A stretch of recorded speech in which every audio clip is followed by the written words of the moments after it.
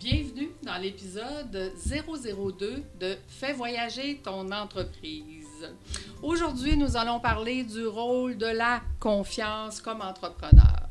Effectivement, toi qui es entrepreneur, le but de ce podcast est de te montrer les dessous pour réussir, de te donner les chemins les plus rapides pour y arriver et de te faciliter la vie comme entrepreneur. Notre sujet aujourd'hui, la confiance. J'ai plusieurs histoires à te raconter. Donc, je vais commencer par ma propre histoire concernant cette fameuse confiance. Quand j'ai commencé comme entrepreneur dans le domaine financier, j'avais beaucoup de difficultés à avoir confiance en moi. Oui, je proposais des plans extraordinaires à mes clients, mais je n'arrivais pas à leur demander tout de suite après avoir proposé, est-ce qu'on met en action ce fameux plan que je viens de vous proposer? À la place, par manque de confiance, ce que j'ai fait, c'est que je leur ai demandé de réfléchir et que j'allais les appeler 2 semaines plus tard.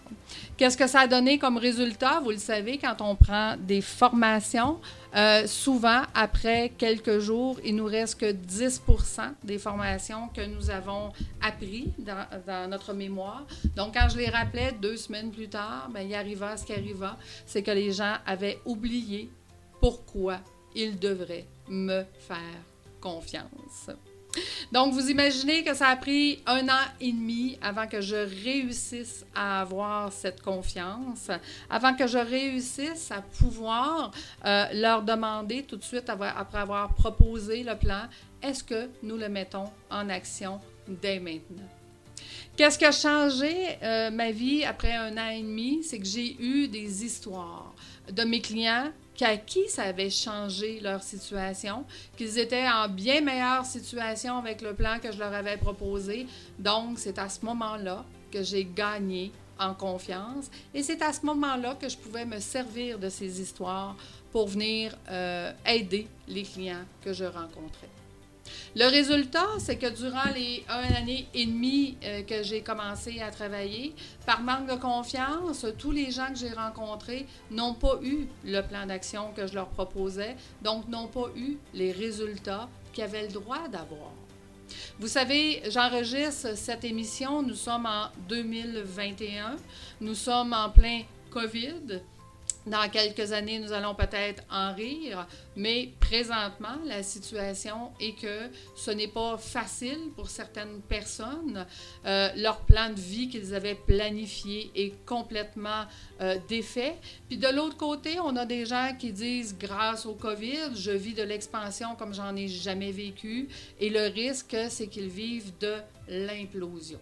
Je vais vous raconter dans un autre podcast, probablement la semaine prochaine, pourquoi les entreprises vivent de l'implosion et qu'est-ce que ça prendrait pour ne pas vivre cette situation.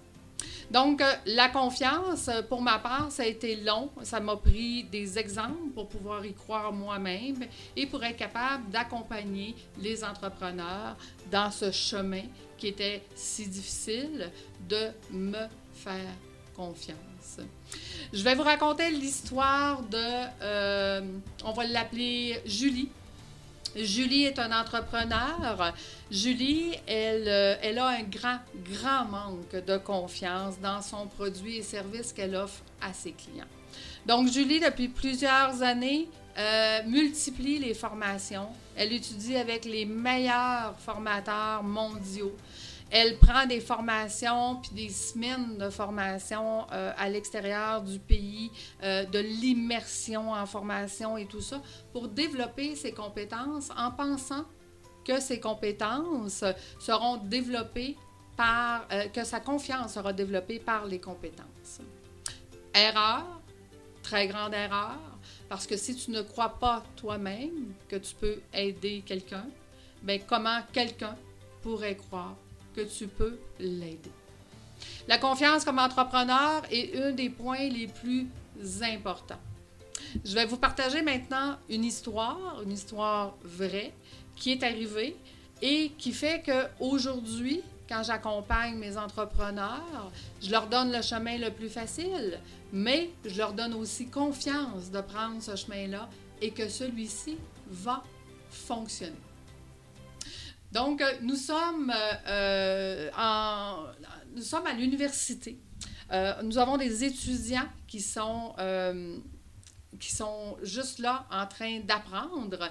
Et de ces étudiants, qu'est-ce qui arrive? C'est qu'ils attendent le professeur, ça fait au moins un gros 5 minutes. Donc, il y a quelqu'un qui se lève, le professeur se lève de la classe et vient s'installer en avant et commence à donner le cours. Donc, les étudiants qui sont assis dans la classe trouvent ça un peu bizarre que le professeur s'est assis durant le temps, puis qu'ils regardaient, ils ont dit probablement qu'ils voulaient évaluer justement les élèves, ils voulaient évaluer qu'est-ce qu'il allait dire du professeur ou de la formation. Donc, c'est peut-être une nouvelle façon d'apprendre. Fait que personne ne s'est questionné plus que ça, mais au bout de 3 mois, on est presque rendu à avoir les résultats de faire nos examens. Et l'université, l'administration réalise qu'ils n'ont jamais nommé de professeur pour cette formation-là. Donc, l'administration va s'asseoir dans la salle et réalise qu'il y a quelqu'un qui donne le cours, mais qu'ils ne savent pas qui donne ce cours. Donc, ils le regardent aller pendant 1 heure, le temps que le cours se donne. Et à la fin du cours, ils vont le voir, puis ils lui demandent, « Mais qui es-tu? » Et la personne répond, « Je suis un étudiant.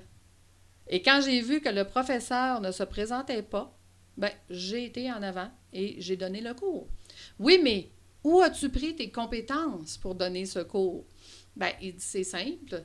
Je n'avais qu'à lire le chapitre 2 semaines avant tout le monde pour pouvoir leur dire qu'est-ce qu'il y avait dans le chapitre. » Donc, qu'est-ce qu'on retient de cette histoire? C'est qu'on retient que ça prend seulement 2 semaines plus de connaissances pour pouvoir aider quelqu'un. Il y aura toujours des gens qui ont une plus grande compétence ou une plus grande formation que vous. Ces gens-là vont vous aider à vous former, vous. Mais est-ce que vous pouvez aider et former des gens qui n'ont pas votre compétence? Vous savez, dans le temps du COVID, il y a tellement de gens qui ont besoin d'aide, il y a tellement d'entrepreneurs qui ont perdu confiance et qui passent un moment difficile. Si votre situation, c'est grâce au COVID, vous devez être capable de donner vos connaissances, votre confiance et votre accompagnement à ces gens qui en ont tant besoin. L'humanité a besoin que les entrepreneurs soient des leaders, que les entrepreneurs aient confiance qu'ils peuvent aider ne serait-ce qu'une, 2 ou 3 personnes, mais il y aura toujours des gens que vous allez pouvoir aider. La semaine dernière, je jasais avec un de mes clients qui s'appelle David, et David me disait « Je suis très stressée quand je dois présenter devant tout le monde. » Puis je lui posais la question, « Pourquoi, David, tu es si stressé? Tu la connais, la matière. Qu'est-ce qui fait que ça te stresse réellement, vraiment? » Il me disait, « J'aimerais ça que tout le monde ait une plus-value de la formation que je vais leur donner. Donc, ça me stresse de savoir que dans la salle, il y a des gens qui sont peut-être plus compétents que moi, puis qu'eux n'auront pas de plus-value, puis qu'eux n'aimeront pas ce que j'ai à dire. » Et je lui disais, écoute, quand on n'a pas de connaissances et que tu nous en donnes, c'est une plus-value parce qu'on est capable d'apprendre ce que tu viens nous donner, de prendre un des trucs que tu nous as donnés et de venir justement l'appliquer, puis de venir pouvoir améliorer notre situation comme entrepreneur.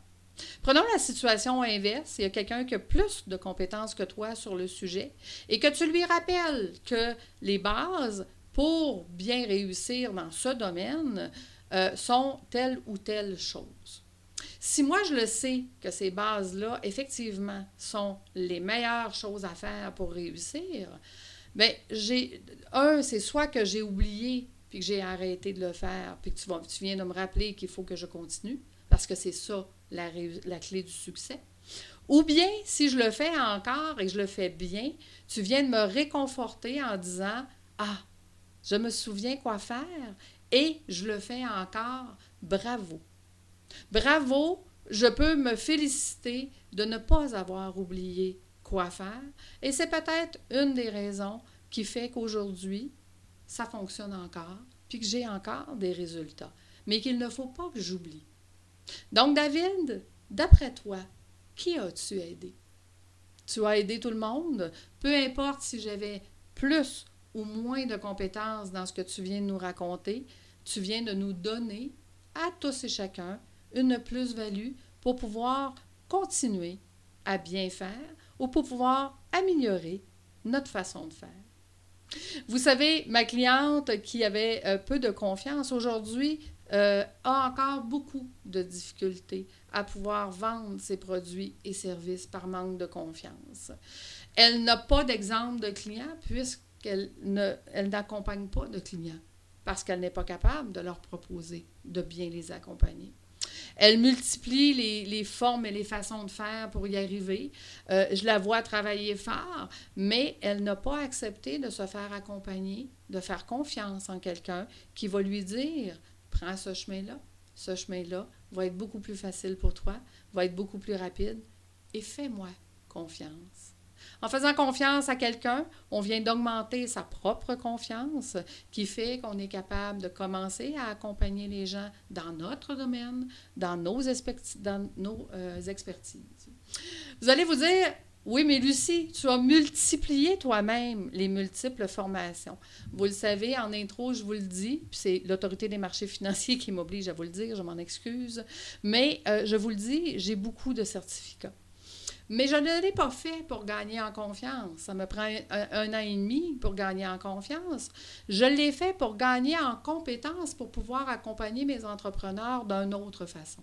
Pouvoir accompagner mes entrepreneurs avec un autre point de vue, avec une autre façon de faire et en leur donnant confiance que quand ton entreprise, tu y perds le contrôle, ce que nous parlerons la semaine prochaine, l'implosion, comment éviter l'implosion, c'est d'en prendre le contrôle. Quand on prend le contrôle de son entreprise, tout devient possible. Ne laissez pas votre entreprise vous diriger. Dirigez votre entreprise.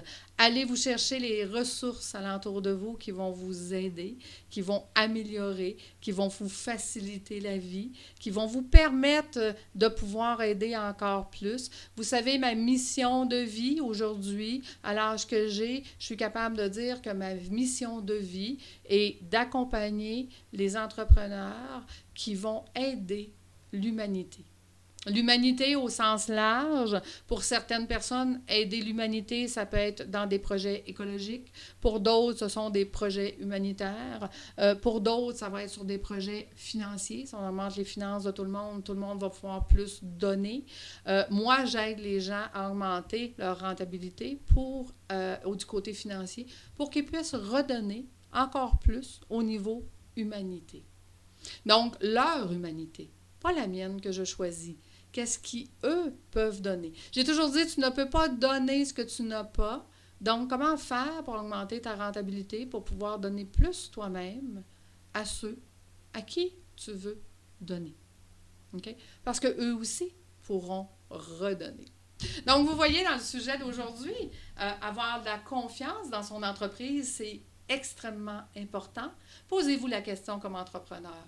Comment je pourrais faire pour avoir plus de confiance, pour être capable de redonner à d'autres personnes mes compétences, ce que je sais et qu'est-ce qui, eux, va pouvoir les aider à aller plus loin, plus vite ou encore mieux.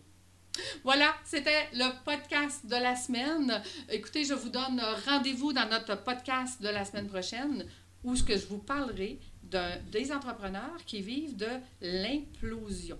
Qu'est-ce que c'est dans l'entreprise de l'implosion et comment l'éviter? C'était l'histoire de la semaine. J'espère que ça vous a donné une plus-value. J'espère que vous y gagnez quelque chose. Mais je vous remercie du fond du cœur d'être ici avec moi à chaque semaine. C'est un rendez-vous. À bientôt. Au revoir.